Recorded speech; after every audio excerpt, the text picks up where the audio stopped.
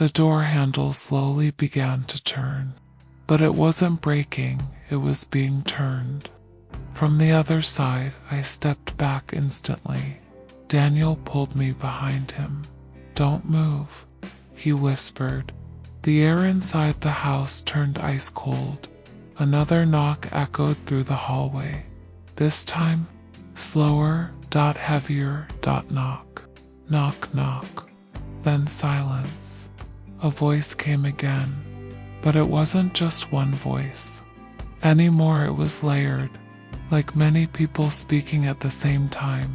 "Emily, Emily, Emily." The lights flickered violently. The walls began to creak, as if the house itself was breathing. Daniel's hand was shaking, and then I saw it. A shadow, forming under the front door.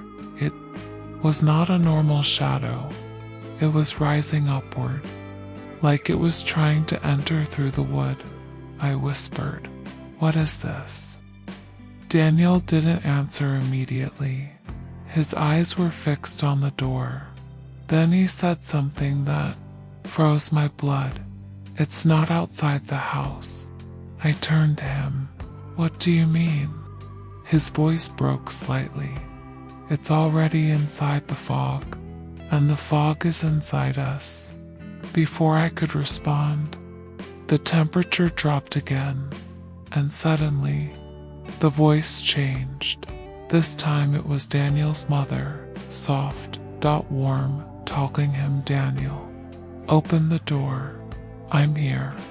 Daniel froze completely. His face went pale. "That's impossible," he whispered. "My mother died years ago." The voice outside continued, "Daniel, don't you miss me?" Tears filled his eyes. For a second, I saw him almost breaking, almost stepping forward. I grabbed his arm tightly. "Don't listen," I shouted the moment I touched him. The entire house shook violently. Crash. A photo frame fell from the wall.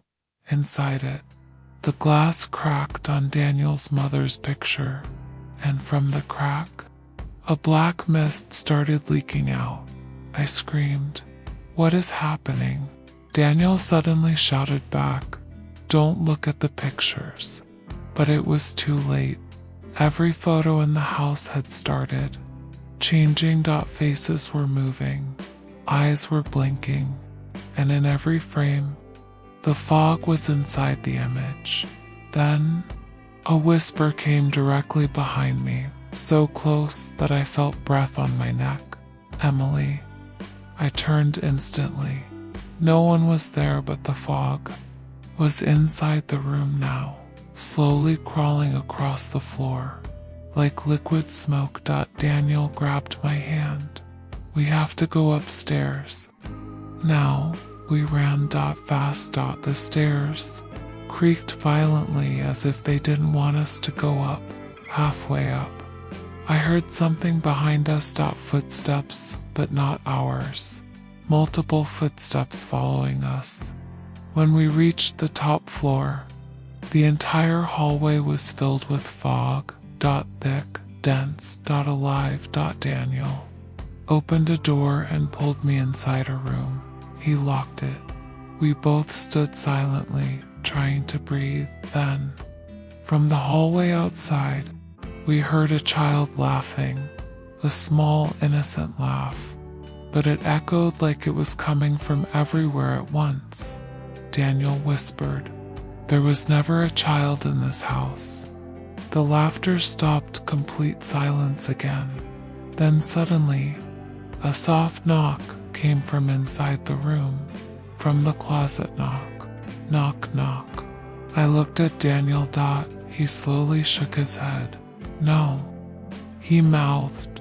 The closet door began to open by itself, slowly, slowly, and then a girl stepped out. She looked exactly like me, same face, same eyes, but her smile was wrong. She tilted her head and whispered, Finally, you remembered me. Daniel stepped back in horror.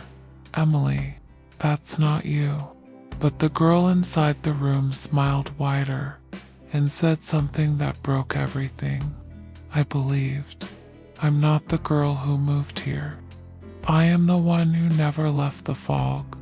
The lights exploded, everything went black, and the last thing I heard was Daniel screaming my name from somewhere far away, or maybe from inside me, to be continued.